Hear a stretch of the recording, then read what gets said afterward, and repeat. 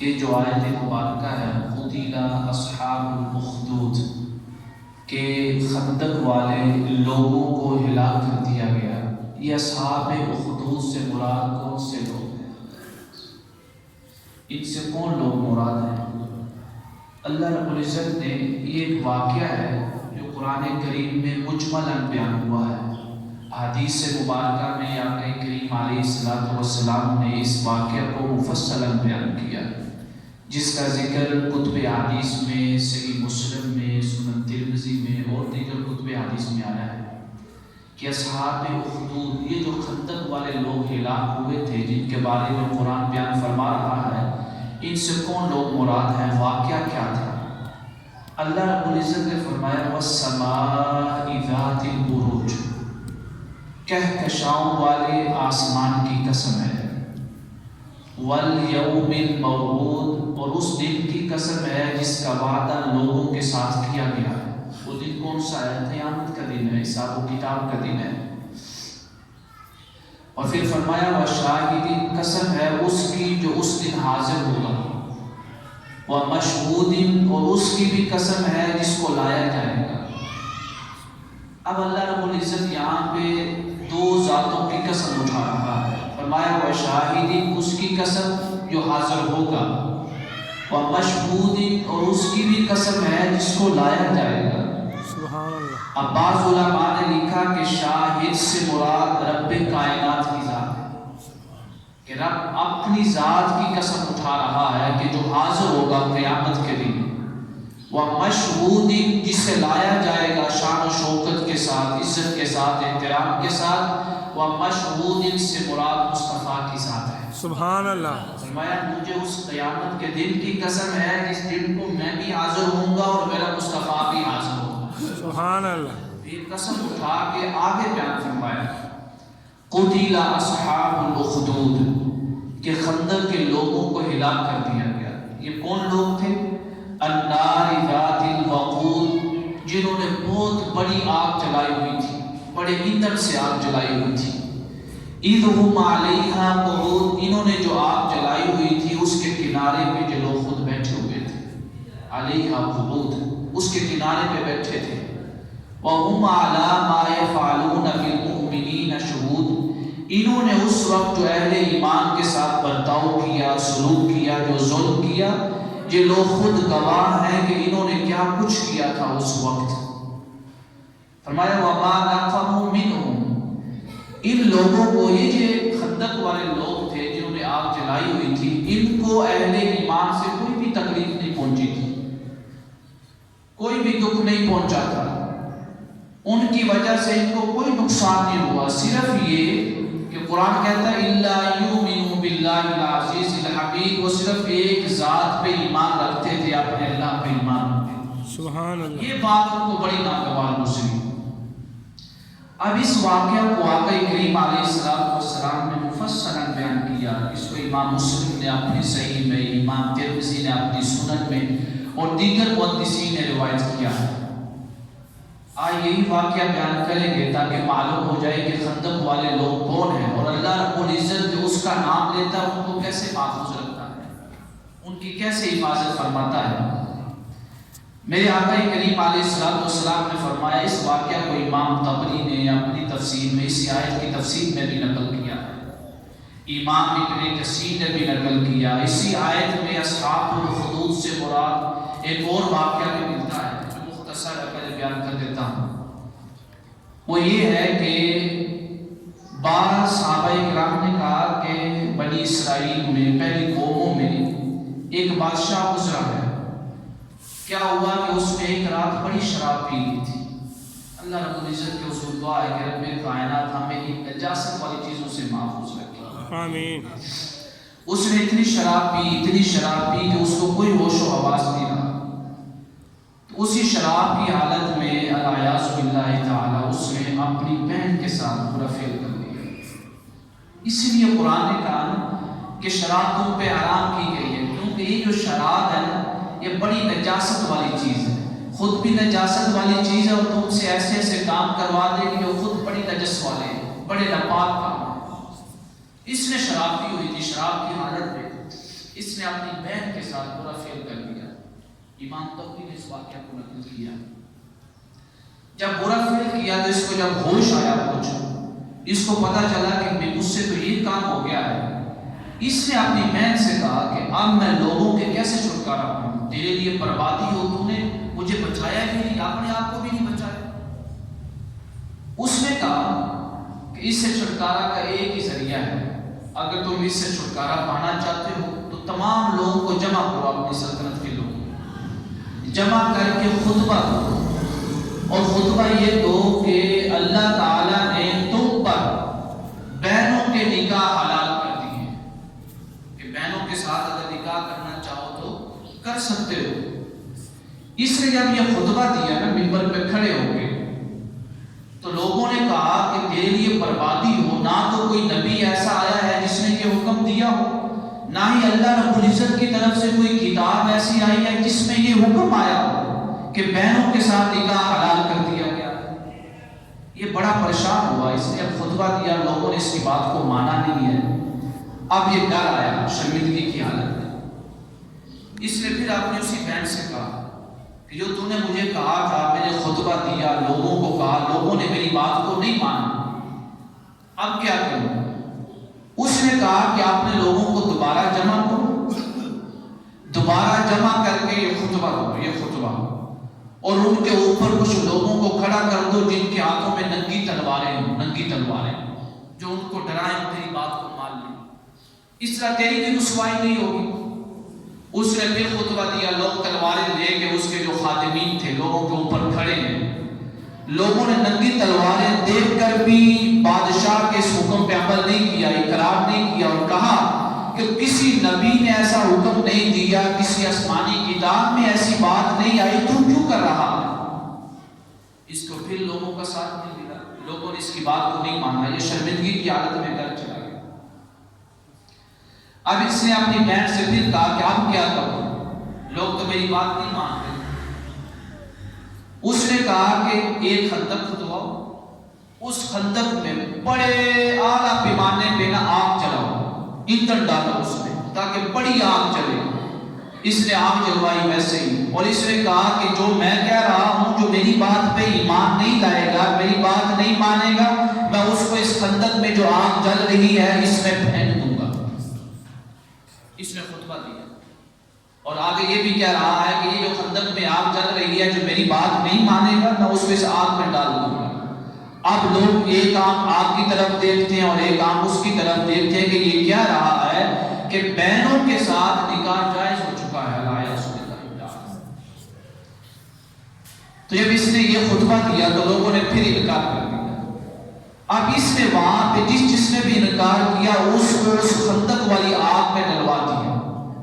اب وہاں پہ قرآن کہتا ہے کہ قتل اصحاب الاخدود، اس نے جب ان کو آگ میں ڈالنا چاہا نا، اللہ نے ان کو تو محفوظ کر لیا، جو ڈالنے والے تھے ان کو آگ میں پھینک دیا. اللہ اکبر، اللہ اکبر. یعنی جو اللہ پہ ایمان رکھتے تھے، اللہ کی بتائی ہوئی باتوں پہ ایمان رکھتے تھے، اللہ نے ان کے ایمان کی برکت سے ان کو محفوظ کر لیا.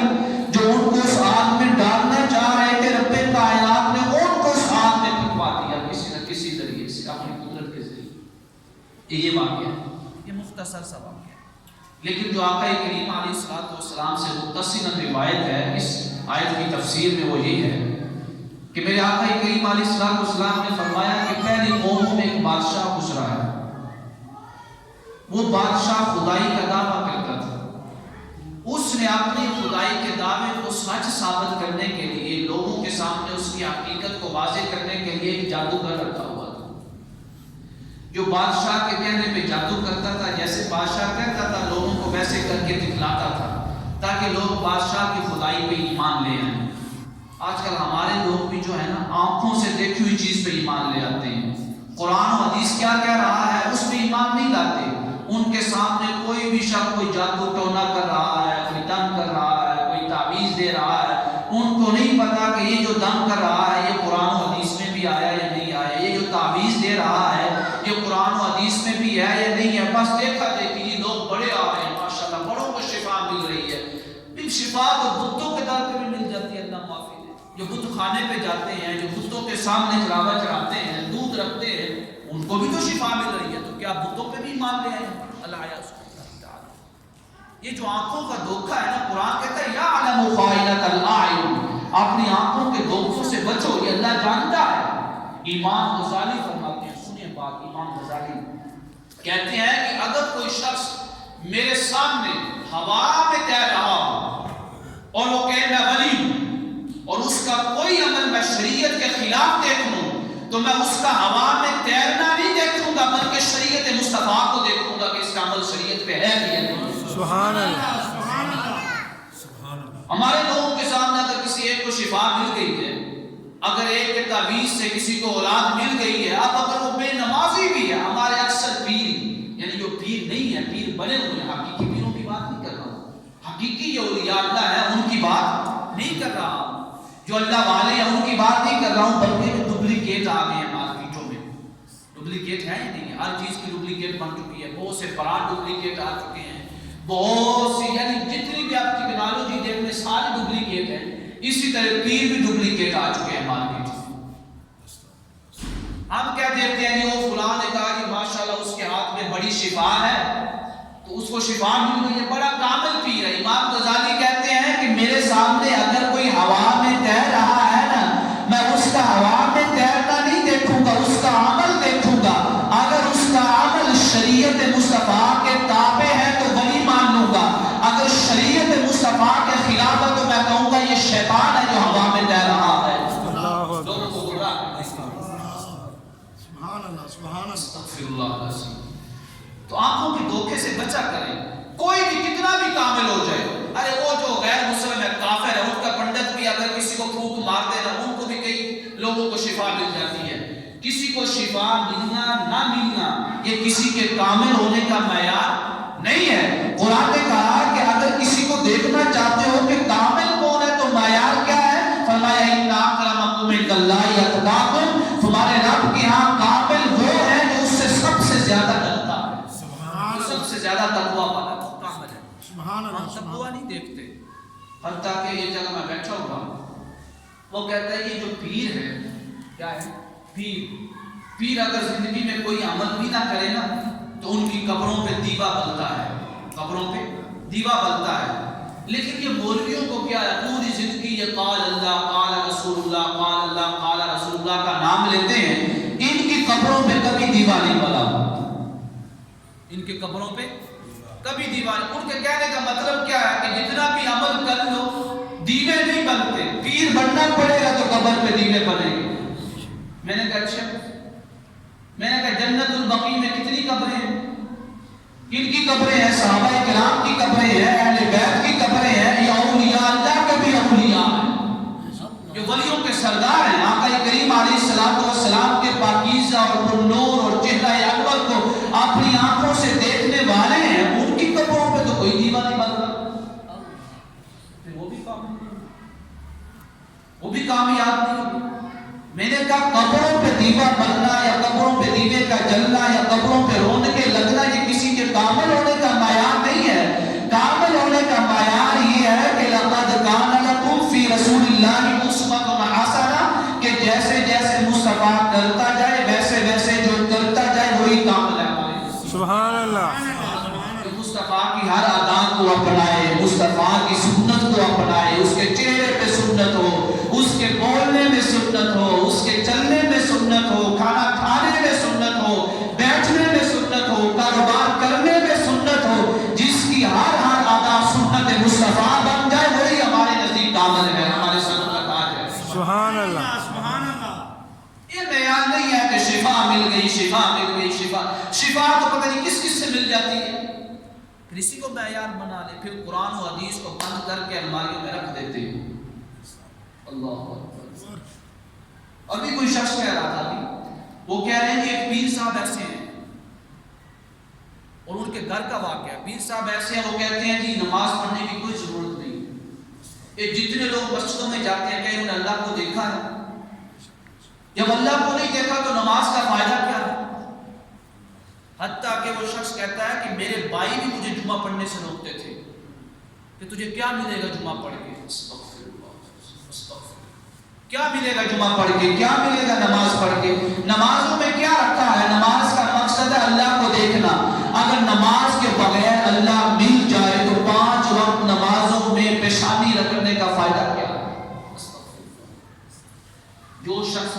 کلمہ بولنے کے نمازوں سے کیا ملتا ہے وہ شخص کافر ہو جاتا ہے، وہ دائرہ اسلام سے خارج ہے۔ کیوں؟ وہ قرآن کا انکار کر رہا ہے۔ قرآن کہتا ہے کہ نماز پڑھو تو اللہ تعالیٰ تمہارے گناہوں کو معاف کر دے گا۔ نماز پڑھنے سے گناہوں کی معافی ملتی ہے۔ یہ کہتا ہے نماز پڑھنے سے کیا ملتا ہے؟ قرآن کہتا ہے نماز پڑھنے سے تنہا عن الفحشاء والمنکر، نماز برے کاموں سے روکتی ہے۔ یہ کہتا ہے نماز پڑھنے سے کیا ملتا ہے؟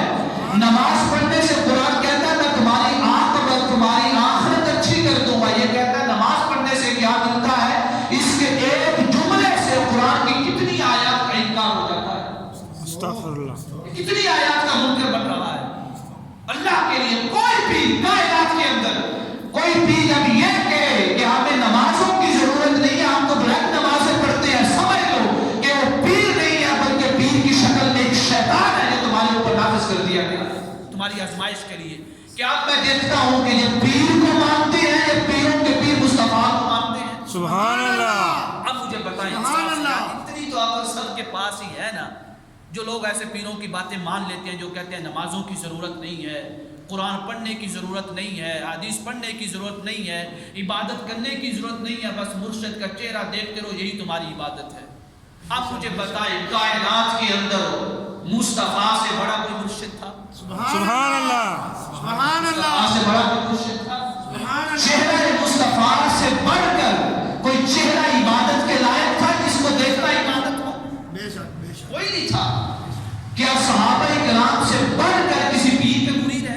بے شک بے شک۔ یعنی جو سب سے بڑے مرشد ہیں جن سے ہدایت ملی، کائنات کو وجود ملا، ہمیں اسلام ملا، دین ملا، نعمتیں ملی، وہ اتنا عظیم مرشد ہو کر بھی راتوں کو کھڑے ہو کر اپنے رب کے حضور نفلی عبادت کرتا ہے۔ آپ کے قدمین شریفین پہ سوجن آ جاتی ہے۔ سبحان اللہ۔ سبحان اللہ۔ یعنی جو سب سے اعلیٰ مرشد ہے، پاک مرشد ہے، وہ نماز نہیں چھوڑ رہا جس کا ہمیں پتہ ہی نہیں ہے کہ یہ مرشد ہے بھی یا نہیں۔ یعنی جن کے اوپر وحی نازل ہو رہی ہے، ملائکہ آ رہے ہیں، جن کو رب کائنات اپنے پاس معراج کی رات لامکان پہ بلاتا ہے، وہ راتوں کو کھڑے ہو کر عبادت کرتے ہیں۔ پوچھنے پہ جب پوچھا جاتا ہے آقا آپ عبادت کیوں کر رہے ہیں، آپ تو معصوم ہیں، آپ کا کوئی حساب و کتاب نہیں ہوگا۔ فرمایا فلا اکون عبدا شکورا، کیا میں اپنے رب کا شکر گزار بندہ نہ بنوں؟ سبحان اللہ۔ اور یہ کہتا ہے کہ نہیں مجھے عبادت کی کوئی ضرورت نہیں ہے۔ ارے تجھے کہاں سے رب مل گیا ہے عبادت کے بغیر؟ رب نے اور اپنے معبود کے ذریعے یہ اعلان فرمایا ہے کہ اگر چاہتے ہو رب کو پانا تو پہلے میرے مصطفیٰ کی آنکھوں کو ٹھنڈک پہنچاؤ۔ میرے مصطفیٰ کی آنکھوں کی ٹھنڈک کسی اور شے میں نہیں ہے، نماز کے اندر ہے۔ سبحان اللہ۔ سبحان اللہ۔ بچے آنکھوں کے دھوکے سے بچے۔ اپنا معیار، کسی کے کامل ہونے کا معیار اپنی آنکھیں نہ بنائیں، کسی کے کامل ہونے کا معیار قرآن و حدیث کو بنائیں، کسی اور شے کو نہ بنائیں۔ کسی کو پتہ نہیں کتنے لوگوں کو شفا مل رہی ہے، اولاد مل رہی ہے، بیماریوں سے نجات مل رہی ہے، یہ معیار نہیں ہے، معیار قرآن و حدیث ہے۔ جو عمل قرآن و حدیث پہ کر رہا ہے وہی کامل ہے، اور کوئی کامل نہیں ہے۔ حتیٰ کہ امام غزالی نے یہ بھی لکھا ہے، امام غزالی فرماتے ہیں المنقذ من الضلال میں، وہ کہتے ہیں کہ اگر کوئی شخص میرے سامنے، ایک تو ہوا کا واقعہ ہے، اگر کوئی شخص میرے سامنے سمندر کے پانی کے اوپر چل رہا ہو، اب سمندر کے پانی کے اوپر چلنا مشکل چیز ہے نا، سمندر کے پانی کے اوپر چل رہا ہو بغیر کسی ذریعے کے، اور اگر میں اس کا کوئی عمل شریعت کے خلاف دیکھوں تو میں اس کا سمندر کے پانی کے اوپر چلنا نہیں دیکھوں گا بلکہ شریعت مصطفیٰ کو دیکھوں گا۔ سبحان اللہ۔ میں اس کو ولی نہیں مانوں گا بلکہ ایک شیطان مانوں گا جو میری آزمائش کے لیے میرے سامنے لایا گیا۔ اللہ کے لیے نماز، کوئی بھی پیر کہے کہ نماز میں کیا رکھا ہے، نماز پڑھنے سے کیا ملتا ہے، سمجھ لو کہ رب کائنات نے تمہاری آزمائش کے لیے ایک انسان کی شکل میں شیطان کو سامنے بٹھا دیا۔ بچو بچو، ان سے بچو۔ یہ پہلے ہم سنتے تھے، اللہ کی قسم آج اس شخص نے اپنے گھر کا واقعہ سنایا ہے، وہ یہاں موجود ہے، میں نام نہیں لینا چاہوں گا، اپنے گھر کا واقعہ سنایا۔ وہ کہتا ہے میرے بھائی مجھے روکتے ہیں کہ نماز پڑھنے کے لیے مسجد میں نہیں جانا، کیا ملے گا؟ کہتا ہے کہ آج تم نے مسجد میں خدا دیکھا ہے؟ وہ کہتا ہے میں نے کہا نہیں، کہتا آج ہمارے گھر میں خدا آنے والا ہے. خدا آنے والا مطلب پیر کی شکل میں خدا دیکھیں گے. اللہ کے لیے کسی کے کامل ہونے کا معیار اپنی آنکھوں کو نہ بنائیں. اس نے خدائی کا دعویٰ کیا اس بادشاہ نے. جب خدائی کا دعویٰ کیا نا تو خدائی کا دعویٰ ثابت کرنے کے لیے جادوگر رکھا ہوا تھا. جادوگر کرتا کیا ہے؟ آنکھوں کا دھوکہ ہوتا ہے. جادو کیا ہے؟ آنکھوں کا دھوکہ ہے. وہ کسی نہ کسی طرح لوگوں کی آنکھوں کے سامنے دھوکہ لے کر اس کام کو واضح کر دیتا. لوگ کہتے تھے یہ بادشاہ خدا ہے، واقعی خدا ہے. دجال کیا کرے گا؟ میرے آقا کریم علیہ السلام نے فرمایا آخری زمانے میں دجال آئے گا، وہ کہے گا کہ اگر مجھے خدا مانو گے تو یہ جنت ہے، اس میں ڈال دوں گا. وہ آنکھوں کا دھوکہ ہوگا. لوگ کہیں کہ واہ کیا خوبصورت جنت ہے، نعمتیں ہی نعمتیں ہیں. وہ صرف آنکھوں کا دھوکہ ہے. جس کو وہ جنت کہہ رہا ہے وہ حقیقت میں آگ ہوگی، اور جس کو وہ آگ کہہ رہا ہوگا وہ حقیقت میں جنت ہوگی. یہ آنکھوں کا دھوکہ ہے. شریعت تمہاری آنکھوں پہ نہیں چلتی، شریعت مصطفیٰ کی زبان پہ چلتی ہے. سبحان اللہ. کسی کے کامل ہونے کا معیار تیری آنکھیں نہیں ہے، بلکہ اس کے کامل ہونے کا معیار میرے مصطفیٰ کی زبان پاک ہے. سبحان اللہ. کہ جو ان کی زبان مبارکہ کے نکلے ہوئے الفاظ اور احکام کے مطابق کامل ہوگا وہی کامل ہے. اس نے خدائی کا دعویٰ کیا ہوا تھا، جادوگر رکھا ہوا تھا. جادوگر نے بادشاہ سے کہا کہ میرا جو وقت ہے نا ختم ہونے والا ہے، میں بہت بوڑھا ہو چکا ہوں، قریب المر ہوں، کوئی پتہ نہیں میری کب موت ہو جائے. تو کوئی بچہ مقرر کر دو، میں اس کو جادو سکھلا دیتا ہوں تو تیری خدائی میں تیرا کام کرے گا. کیسا خدا ہے جو محتاج ہے جادوگر کا، جو جادوگر کا محتاج ہے. ارے خدا تو وہ ہے نا، فرمایا کہ میں وہاں سے بھی رزق دیتا ہوں یہاں سے ملنے کی امید بھی نہ ہو. سبحان اللہ. اس نے ایک بچے کو مقرر کر دیا. مفسرین نے لکھا اس بچے کا نام تھا عبداللہ ابن سامر. عبداللہ ابن سامر اس نے مقرر کر دیا. وہ تو عبداللہ اپنا نام سمجھتا تھا نا کہ اللہ میں ہوں، خدا میں ہوں. اس نے جب مقرر کیا تو بادشاہ اور جادوگر کے گھروں کے درمیان ایک راہب کا گھر تھا، عیسائی عالم کا گھر تھا، عبادت گزار کا. اب یہ بچہ جادوگر کے پاس جاتا ہے جادو سیکھنے کے لیے. ایک دن جاتا ہے، 2 دن جاتا ہے. کچھ دنوں کے بعد نا اس کو جب یہ گزرتا ہے نا تو رستے میں کسی گھر سے بڑی پیاری آواز آتی ہے، کسی کلام کے پڑھنے کی، تورات کی، انجیل کی، زبور کی، کسی کی تلاوت کی آواز آتی ہے. اس کو یہ وہاں داخل ہوتا ہے تو کیا دیکھتا ہے کہ بڑے نورانی چہرے والا کوئی شخص بیٹھا ہوا ہے جو اس کے پاس بیٹھا رہتا ہے پورا دن. کافی دن گزر چکے ہیں. رائے پوچھتا ہے ابھی ماجرا کیا ہے، تو میرے پاس کیوں آ کے بیٹھتا ہے؟ اس نے کہا کہ مجھے بادشاہ نے جادو سیکھنے کے لیے ایک جادوگر کے پاس بھیجا ہے تاکہ میں جادو سیکھوں اور بعد میں پھر بادشاہ کے کام کر سکوں. تو مجھے وہ جادوگر کے پاس بیٹھنا پسند نہیں ہے. جب سے آپ کی آواز کو سنا ہے نا آپ سے جدا ہونا پسند نہیں ہے، آپ سے الگ ہونا پسند نہیں ہے، آپ کی جدائی مجھے پسند نہیں ہے. تجھے ایمان لے آیا ہے، یہ بچہ ایمان لے آیا ہے. اس کو راہب نے کہا کہ میں کمزور ہوں، میرے پاس کوئی قوت اور طاقت نہیں ہے، میرا کسی کو بتانا نہیں ہے.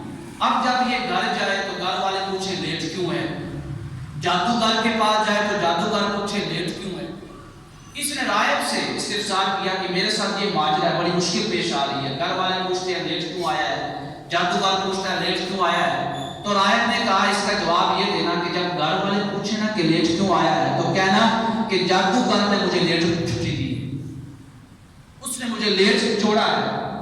اور جب جادوگر پوچھے تو کہنا گھر والوں نے مجھے لیٹ بھیجا ہے. اور دونوں کو یہ جواب دینا. بات چلتی رہی، بات چلتی رہی، کافی دن گزر گئے. یہ بچہ کہتا ہے کہ ایک دن میں رستے میں جا رہا ہوں، ایک بہت بڑا جانور ہے جو لوگوں کا رستہ روکے ہوئے ہے اور لوگ خوف زدہ ہیں، لوگ آگے جا نہیں سکتے ہیں، اس جانور کو کراس نہیں کر سکتے. اس وقت میرے دل میں بات آئی کہ آج آزمانے کا ٹائم ہے. آج آزماتا ہوں کہ جادوگر سچا ہے یا راہب سچا ہے. اللہ تعالیٰ کے یہاں سب سے زیادہ پسندیدہ شخص کون ہے، جادوگر ہے یا راہب ہے؟ کہتے ہیں کہ میں نے، اس بچے نے کہا کہ میں نے زمین سے نا ایک پتھر اٹھایا، چھوٹا سا پتھر اٹھا کے میں نے یہ کہا کہ مولا اگر تیرے نزدیک راہب جو ہے جس کے پاس میں بیٹھتا ہوں وہ پسندیدہ شخص ہے تو جیسے ہی میرا یہ پتھر اس جانور کو لگے تو یہ مر جائے. اگر تیرے نزدیک جادوگر پسند ہے تو پھر بھی یہ جانور مر جائے. یعنی جس کا میں نام لوں نا اس کے نام پہ یہ جانور مر جائے. اس نے جادوگر کا نام لے کر پتھر پھینکا نا تو جانور کو کچھ نہیں ہوا. جانور ویسے کا ویسے ہی کھڑا. پھر اسی بچے نے پتھر کو راہب کا نام لے کر پھینکا تو جیسے ہی وہ پتھر اس جانور کو لگا تو وہ جانور وہیں پہ مر گیا اور رستہ صاف ہو گیا. لوگ جانے لگے. وہاں اس کی معروف ہو گیا, مشہوری ہو گئی کہ یہ بچہ بڑا کامل ہے, پہنچا ہوا ہے, اللہ والا ہے. لوگ اس کی طرف آنے لگے. اس طرف دن گزرتے گئے.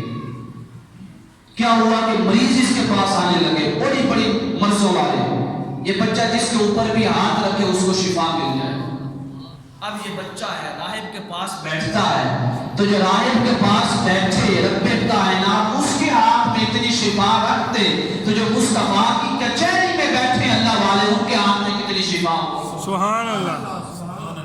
یعنی اگر راہب کا نام لے کر جانور کو مارا جائے تو رستہ رب کائنات صاف کروا دیتا ہے. تو اگر کوئی مصطفیٰ کا غلام ہو, مصطفیٰ کی امت میں کوئی ولی ہو, اس کا نام لے کر اگر مدد مانگی جائے تو رب کائنات مدد کیوں نہ آتا. کہتے ہیں کہ بڑے بڑے مریض اس کے پاس آنے لگے. کیا ہوا کہ بادشاہ کا ایک ساتھی تھا, وہ نبینا ہو گیا. جب نبینا ہوا نا اس کو کسی نے بتایا کہ یہاں پہ ایک بچہ ہے, اس کے ہاتھ میں بڑی شفا ہے, اگر تو بھی اس کے پاس چلا جائے تو تجھے بھی آنکھیں مل جائیں گی, تیری بنائی واپس لوٹ آئے گی. اس نے کہا اچھا. یہ بادشاہ کا ساتھی ہے. اس کو نہیں معلوم تھا کہ یہ بچہ بادشاہ نے مقرر کیا ہوا تھا جادوگر کے پاس جانے کے لیے. یہ نبینا شخص اس کے پاس آ گیا, بچے کے پاس. اس نے کہا کہ میں جس خدا پہ ایمان رکھتا ہوں نا, پہلے تو بھی اسی خدا پہ ایمان رکھ, ایمان لا پھر تیرے لیے دعا کروں.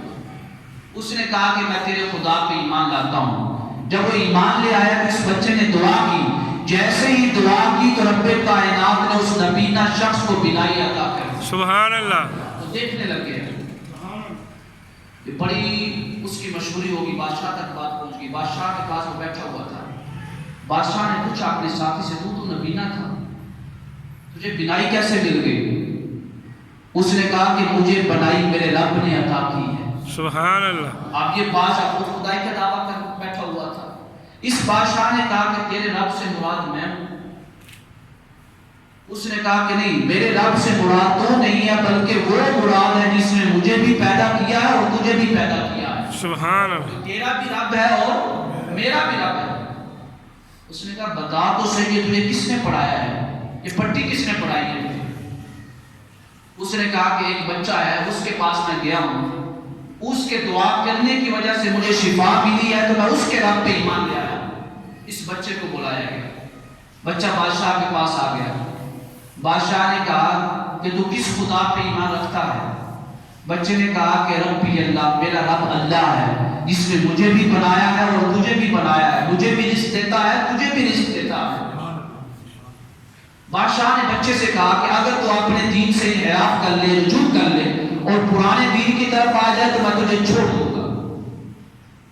بچے نے کہا بادشاہ جس کا نام ہم نے لیا ہے نا, اس کی خاطر ایک جان تو کیا لاکھوں جانیں بھی قربان کر سکتے ہیں. سبحان اللہ. تو کہتا ہے اس کا نام چھوڑ دے. بادشاہ نے کہا اپنے خادمین کو بلایا کہ اس بچے کو پہاڑ کی چوٹی پہ لے جاؤ, ذروۃ الجبل, پہاڑ کی چوٹی پہ لے جاؤ, وہاں پہ چوٹی پہ لے جا کے اس کو اوپر سے نیچے گرا دینا. اب جو اللہ والے بن جائیں گے پھر اللہ تعالیٰ کے بابو فرماتے ہیں کہ رب کائنات ان کی حفاظت کے لیے فرشتے مقرر کر دیتا ہے. سبحان. فرشتے مقرر ہو جاتے ہیں. اس بچے کو پہاڑ کی چوٹی پہ لے جایا گیا. جیسے پہاڑ کی چوٹی پہ پہنچے تو وہ پھینکنے لگے نا, پھینکنے والے خود نیچے گر گئے اور یہ بچہ محفوظ رہا. سبحان. یہ بھاگا نہیں ہے کہیں اور, یہ بادشاہ کے پاس دوبارہ واپس آ گیا. بادشاہ کے پاس واپس آئے تو بادشاہ نے دیکھا, بادشاہ نے پوچھا میرے خادم کہاں ہے؟ فرمایا کہ تیرے خادم تیرا نام لیتے تھے، تو ان کو بچا نہیں سکا، جس کا نام میں لیتا تھا میرے خدا نے مجھے بچا لیا۔ سبحان اللہ۔ تیرا نام لینے والے تو بچے نہیں ہیں، وہ تو مجھے مارنے گئے تھے، لیکن جس کا نام میں لیتا ہوں اس نے مجھے پہاڑ کی چوٹی سے بھی بچا لیا ہے۔ اللہ اکبر۔ بادشاہ نے اپنے دوسرے خادموں کو بلایا اور کہا اس بچے کو سمندر کے درمیان میں لے جاؤ، کشتی پہ بچھا کے درمیان میں لے جاؤ، کہ محمد سے وفا تم نے تو ہم تیرے، یہ جہاں چیز ہے کیا لوح قلم تیرے ہیں۔ دنیا میں جتنے بھی انبیاء آئے، جو انبیاء کے غلام بن کے ساری کائنات اس کی غلام بن گئے۔ کہتے ہیں کہ اس کے خادم سمندر کے درمیان میں لے گئے، یہاں پہ موجیں بہت زیادہ تھی، لہریں بہت زیادہ تھی۔ اب جب کشتی درمیان میں پہنچی نا، وہ اس بچے کو پھینکنے لگے، اب اللہ تعالیٰ نے اس بچے کو بچا لیا، پھینکنے والوں کو سمندر میں غرق کر دیا۔ سبحان۔ اب یہ وہاں سے بھی نہیں بھاگا، بادشاہ کے پاس آ گئے۔ بادشاہ کے پاس، بادشاہ نے پوچھا بھی اب کیا ہوا ہے؟ پھر میرے خادم صاحب نہیں ہے۔ بچے نے کہا کہ وہ تیرا نام لیتے تھے، بچے نہیں ہیں، میں اپنے رب کا نام لیتا تھا، صحیح سالم تیرے سامنے کھڑا۔ سبحان اللہ۔ سمندر کی لہریں تو رب کے حکم سے چلتی ہیں۔ پھر بچے نے کہا کہ بادشاہ سے اگر تو مجھے مارنا چاہتا ہے تو میں تجھے طریقہ بتاتا ہوں، اس طریقے سے تو مجھے مار سکتا ہے۔ بادشاہ بڑا پریشان ہے کہ ہم جو طریقہ اپنائیں اس کو مار نہیں سکتے۔ اب یہ طریقہ جو خود بتا رہا ہے، جو اللہ والے ہو جاتے ہیں، رب کہتا ہے الا ان اولیاء اللہ لا خوف علیہم ولا هم يحزنون، یہ اولیاء اللہ ہوتے ہیں، ان کو پھر دنیا کا لالچ نہیں ہوتا، نہ ہی کوئی خوف ہے، نہ ہی زندگی کی کوئی ہنس و حوث ہوتی ہے کہ زندگی جا رہی ہے یا نہیں جا رہی، موت آ رہی ہے یا نہیں آ رہی، اس چیز کا ان کو کوئی خوف و غم نہیں ہے۔ اس نے کہا کہ لوگوں کو جمع کرو، بچے نے کہا اپنی سلطنت میں اعلان کرو اور لوگوں کو جمع کرو، جب سارے لوگ جمع ہو جائیں تو تم نے ایک تیر میری طرف پھینکنا ہے، ایک تیر، اور نام یہ لینا ہے بِاسْمِ رَبِّ الْغُلَامِ، اس بچے کے رب کے نام پہ تیر پھینک رہا ہوں، یہ نام لینا بِاسْمِ رَبِّ الْغُلَامِ۔ بادشاہ نے کہا ٹھیک ہے اعلان کر دو، سارے لوگ جمع ہو جائیں۔ سارے لوگ جمع ہو گئے، اعلان یہ کروایا گیا کہ ایک بچہ ہے، بادشاہ اسے مارنا چاہتا ہے، وہ مر نہیں رہا ہے، وہ ہر دفعہ بچ جاتا ہے۔ اب وہ بچہ بادشاہ کو خود طریقہ بتائے گا کہ وہ کیسے مرے گا، تو لہٰذا یہ سارا ماجرا دیکھنے کے لیے تمام لوگ جمع ہو گئے۔ سارے لوگ، اب آپ کو پتا ہے جب ایسا واقعہ تو سب جمع ہو ہی جاتے ہیں، سارے جمع ہو گئے۔ اب جب سارے جمع ہوئے نا، بچے کی حکمت اور دلائی دیکھیے گا، آپ کو بعد میں پتا چلے گا کہ بچے نے ایسا کہا کیوں، کیونکہ بچہ آیا اس لیے تھا کہ وہ اپنے رب کی توحید کا پیغام پہنچا کے چلا جائے۔ سبحان اللہ۔ مقصد یہ تھا۔ ہم میں سے کتنے لوگ ہیں جو زندگی کے اس مقصد کو پورا کر رہے ہیں، جو اللہ کے مصطفیٰ کے دین کی تبلیغ کر رہے ہیں؟ بہت کم لوگ ہیں۔ سارے لوگ جمع ہو گئے، بچے کو کھڑا کر دیا گیا۔ اب بادشاہ کے خادم کے ہاتھ میں جو تیر کمان تھا، جو تیر پھینکنا جانتا تھا، اس کے ہاتھ میں تیر دے دیا اور کہا کہ جب پھینکنا ہے تو نام یہ لینا کہ اسم رب الغلام، بچے کے رب کے نام پہ پھینک رہا ہوں، بچے کے رب کے نام پہ، یہ نہیں کہا کہ بادشاہ جو رب ہے اس کے نام پہ۔ اس نے جب تیر پھینکا نا اسم رب الغلام، سارے مجمع نے یہ نام سنا، تو جیسے ہی تیر اس بچے کو لگا، اس کی روح کف سے اسی سے پرواز کر گئی۔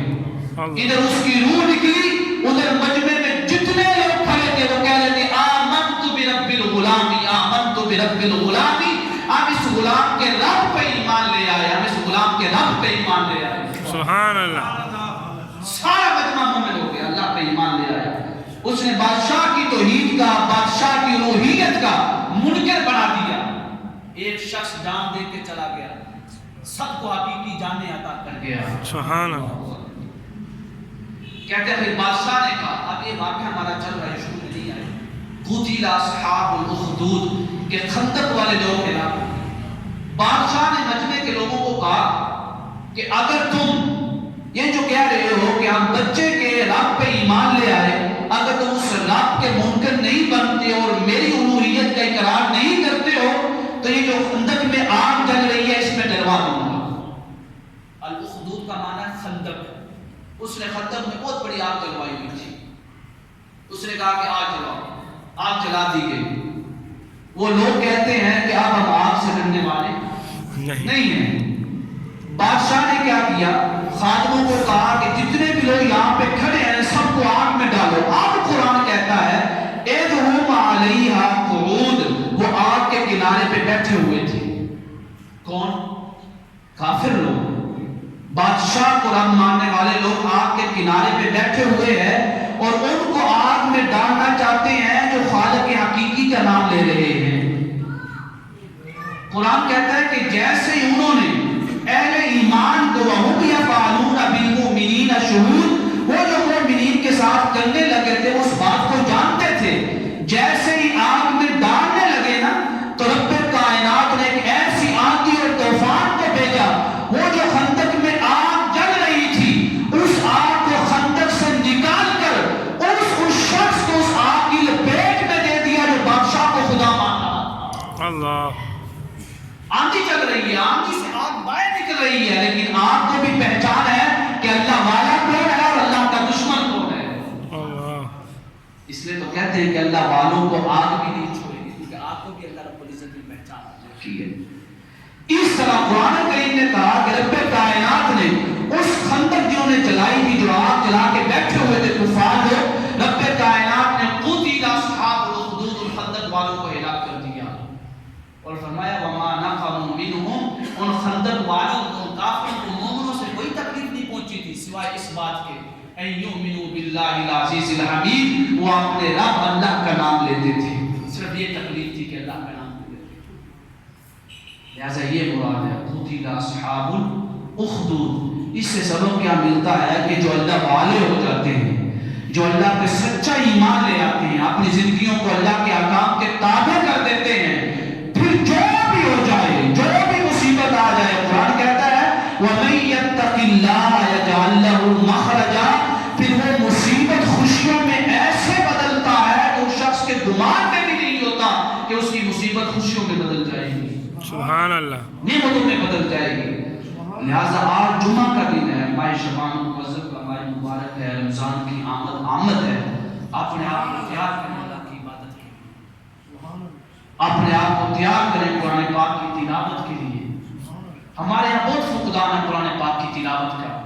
میرے آقا کریم علیہ السلام نے فرمایا جب ایک بندہ ایک مومن وضو کرتا ہے نا، اچھی طرح وضو کرتا ہے اور مسواک کرتا ہے وضو سے پہلے، پھر عین سنت کے مطابق وضو کرتا ہے، وضو کے بعد فرمایا وہ کھڑے ہو کر جب نماز پڑھتا ہے نا تو اس کے پیچھے ایک فرشتہ کھڑا ہو جاتا ہے، اس کے پیچھے فرشتہ کھڑا ہو جاتا ہے۔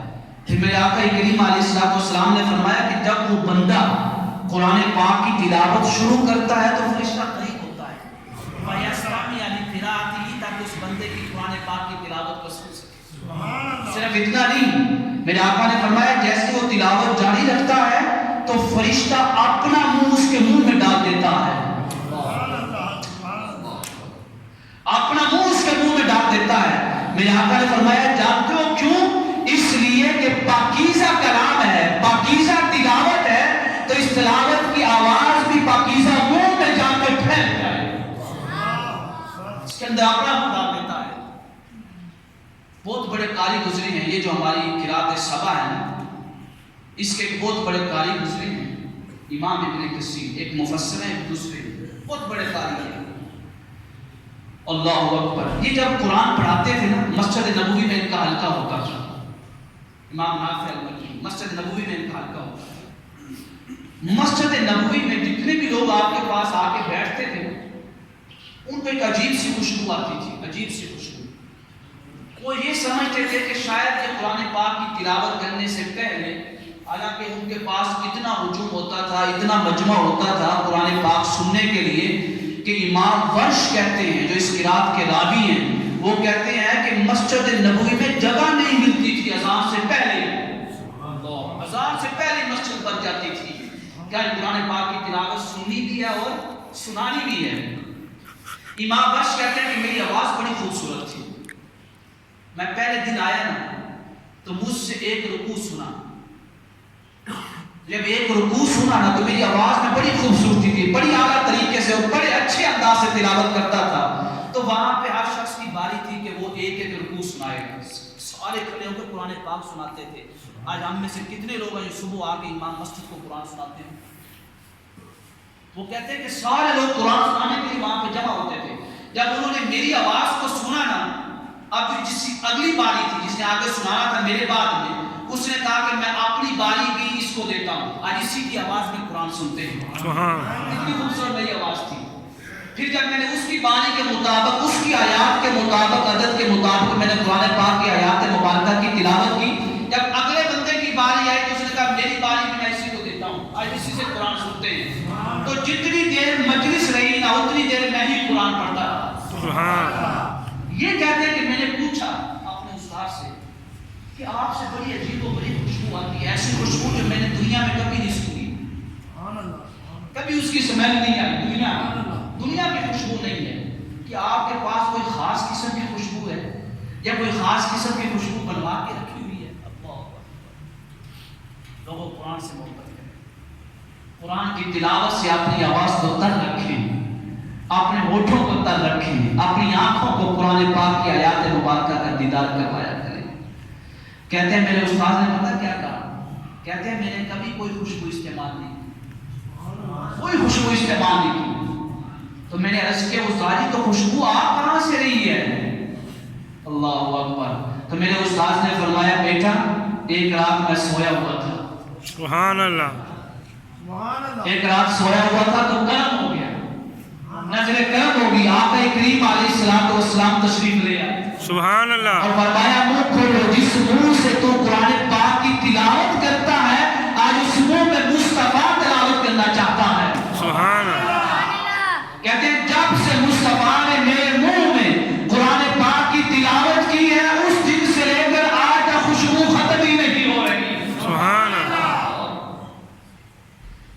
ایسی قرآن سے محبت کریں کہ صاحب قرآن خود آ کے تیرے سامنے قرآن پاک کی تلاوت کرے اور تو سنے. سبحان اللہ. آنکھیں چہرہ مصطفیٰ کو دیکھیں. کتنے لوگ ہیں جو آپ میں سے قرآن پاک سے محبت کرتے ہیں؟ یہ رمضان مبارک کا واحد ماہ مبارک ہے کہ عائشہ صدیقہ رضی اللہ تعالیٰ عنہ فرماتی ہیں، دیگر صحابہ کرام فرماتے ہیں کہ آقا کریم علیہ الصلوۃ والسلام ماہ رمضان المبارک میں دو کاموں کا بڑا اہتمام فرماتے تھے. دو کاموں، ایک کام قرآن پاک کی تلاوت اور دوسرا کام صدقات اور خیرات بڑی کثرت سے کرتے تھے. سبحان اللہ. آپ تو ساری صدقات اور خیرات کرتے تھے لیکن اس ماہ میں زیادہ کرتے تھے.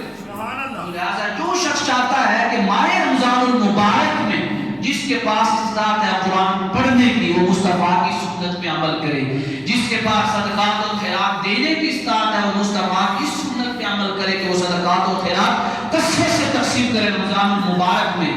کوئی خوش نصیب وہ بھی ہوگا جس کے پاس دونوں کی استطاعت ہے، سبحان قرآن بھی پڑھ سکتا ہے اور صدقات و خیرات بھی دے سکتا ہے. وہ کوشش کرے کہ ماہ رمضان المبارک میں مصطفیٰ کی دونوں سنتوں پر عمل کرے گا. اور ہم عائشہ صدیقہ رضی اللہ تعالیٰ عنہ فرماتی ہیں، جانتے ہو آقا کریم علیہ السلام تلاوت کیسے فرماتے تھے؟ کہتے ہیں کہ آپ اتنی آہستہ آواز میں تلاوت فرماتے، سپیڈ اتنی آہستہ ہوتی کہ کوئی شخص جو آپ کے پیچھے نماز پڑھ رہا ہو نا وہ قرآن پاک کی تلاوت کا ایک ایک حرف گن سکتا تھا کہ آپ کیا پڑھ رہے ہیں. اتنا آہستہ پڑھتے تھے. ان مساجد میں قرآن پڑھا جاتا ہے، بڑے افسوس کی بات ہے، بڑے افسوس کی. ہماری مساجد میں قرآن پڑھا جاتا ہے لیکن جس طرح پڑھنے کا حق ہے ویسے تلاوت نہیں کیا جاتا. لوگ یہ سوچتے ہیں کہ بس قرآن پاک ختم کر جائے. وہ قاری کو بھی کہتے ہیں، امام مسجد کو بھی کہتے ہیں سپیڈ 100 دے گا، 100 تو تھلے سپیڈ نہیں ہونی چاہیے. 40 منٹ قرآن کا سوا سپارہ بھی ختم ہوئے تو بھی تراویح بھی ختم ہوئے. بات ہے 100 سپیڈ نہیں. ہم عائشہ فرما رہی ہیں کہ مصطفیٰ کی سپیڈ تو 1 سے بھی نیچے ہوتی تھی. اللہ اکبر. تو 100 پہ سپیڈ رکھ کے قرآن سننا چاہتا ہے. اگر قرآن سننا ہے نا کوشش کریں تراویح میں قرآن سنیں. اگر ہمت نہیں ہے، اتنی طاقت نہیں ہے کہ آپ 20 تراویح میں 1.5 یا پونے 2 گھنٹے کھڑے ہو کر سوا سپارہ سن سکیں تو امام مسجد کو کہیں کہ آدھا سپارہ پڑھیں، آدھا سپارہ نماز تراویح میں اور آہستہ پڑھیں. جو گھنٹے میں 20 تراویح مکمل ہو جائے آدھا سپارہ بھی مکمل ہو جائے. اور پھر اسے امام مسجد کو کہیں کوشش کریں پھر بیٹھ کے تہجد کے ٹائم جب نماز تراویح کے بعد بیٹھ کے جو باقی 3 پاؤں رہ جائیں وہ بیٹھ کے سنیں. اس طرح کوشش کریں رمضان شریف میں نا قرآن کریم مکمل سنیں کسی حافظ سے، کسی قاری سے. ہمارے بڑی بدقسمتی ہے کہ میں گجرانوالا میں آ کے پہلی دفعہ دیکھا، اللہ کی قسم یہ رات کو میں بات کر رہا تھا، گجرانوالا میں تقریباً 90% مساجد میں قرآن نہیں پڑھا جاتا. 90% مساجد. یہ میرے نزدیک جو پنڈ ہے یہاں پہ نواں پنڈ ہے، وہاں پہ میں نے تقریباً 3-4 مسجدوں سے سنا وہ کہتے ہیں سورتیں ہی پڑھاتے ہیں. تو میں نے اسی پہ قیاس کیا. شہروں میں بھی کئی مسجدیں ایسی ہیں کہ وہاں پہ صرف سورتیں ہی چلتی ہیں. نہیں، یہ ظلم نہ کریں اپنے آپ. ضرور لازمی قرآن پاک کی تلاوت سنیں، تراویح میں بھی اور تراویح کے علاوہ بھی بیٹھے. اللہ رب العزت کے حضور دعا ہے کہ رب کائنات ہمیں قرآن کریم کے ساتھ محبت کرنے کی توفیق عطا فرمائے. آپ سب کو معلوم ہے کہ قبلہ پیر صاحب میاں محمد نعیم محمدی سیفی اللہ تعالیٰ ان کو عمر خضر عطا فرمائے، ان کی صحت و تندرستی میں برکتیں عطا فرمائے. یہ اہل محلہ کے لیے بڑا اعلیٰ کام کر رہے ہیں. آپ دیکھیں کتنی عظیم اور شاندار مسجد ہے. یہ آپ لوگوں کے تعاون سے بنی ہے، جو آپ ان کے ساتھ تعاون کر رہے ہیں. انہوں نے ماشاءاللہ بچوں کا ادارہ بھی بنایا ہوا ہے، حفظ قرآن کا، بچیوں کا ادارہ بھی ہے، درس نظامی بھی ہے، اسکول بھی ہے، قرآن پاک بھی حفظ ہو رہا ہے.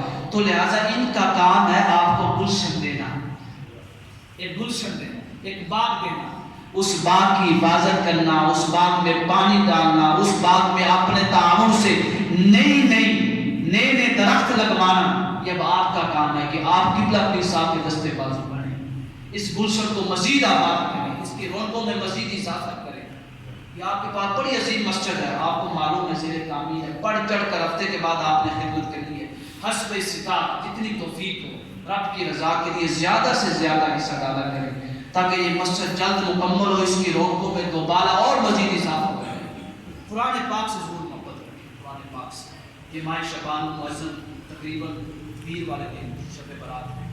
15 شعبان المعظم کی رات ہے، یہ شب برات ہے. برات کا معنی ہے آزادی، آزادی کی رات ہے. دوزخ سے آزادی کی رات ہے. اس رات کو ضائع نہ کریں، عبادت میں گزاریں. 2 دنوں کے بعد یہ رات آ رہی ہے، پتہ نہیں پھر زندگی میں کبھی نصیب ہو یا نہ ہو. اس رات کا بھی اہتمام کریں. اللہ رب العزت کے حضور دعا ہے کہ رب کائنات ہمیں آقا کریم علیہ السلام کی سنتوں پہ عمل کرنے کی توفیق عطا فرمائے. جس طرح حق کا ماہ رمضان المبارک کا، اس طرح اس ماہ مقدسہ حق ادا کرنے کی طاقت عطا فرمائے. ایک سوال ہے مختصر. پچھلے سوالوں میں یہ پوچھا گیا تھا کہ 2 خطبوں کے درمیان جو دعا مانگی جاتی ہے کیا یہ جائز ہے؟ جائز ہے یا نہیں ہے؟ تمام علماء نے لکھا بالاتفاق، تمام فقہاء کے ہاں 2 خطبوں کے درمیان دعا مانگنا جائز ہے، بالاتفاق جائز ہے. حتیٰ کہ صاحبین آپ کو معلوم ہے کسے کہتے ہیں؟ آپ کس کے فالو ہیں؟ کس فقہ کے مقلد ہیں؟ فقہ حنفی کے. فقہ حنفی کے امام کون ہیں؟ امام اعظم ابو حنیفہ رحمہ اللہ. فقہ حنفی کے اندر جب صاحبین بولا جائے تو کیا مراد ہوتا ہے؟ امام قاضی ابو یوسف اور امام محمد رحمہ اللہ. ان دونوں کو کیا کہتے ہیں؟ صاحبین. صاحب کا معنی ہوتا ہے ساتھی، صاحبین کا معنی ہوتا ہے 2 ساتھی. صاحبین کیوں کہتے ہیں؟ کیونکہ امام اعظم کے بڑے 2 قریبی ساتھی تھے. صاحبین کے فتوے کے مطابق 2 خطبوں کے درمیان دعا مانگنا جائز ہے. اور امام اعظم ابو حنیفہ رحمہ اللہ کے ایک قول کے مطابق بھی 2 خطبوں کے درمیان دعا مانگنا جائز ہے. تو لہذا تمام فقہاء کا اس مسئلے پہ اتفاق ہے کہ 2 خطبوں کے درمیان دعا مانگنا نہ صرف جائز ہے بلکہ یہ قبولیت کی گھڑی ہوتی ہے. سنتے ہیں.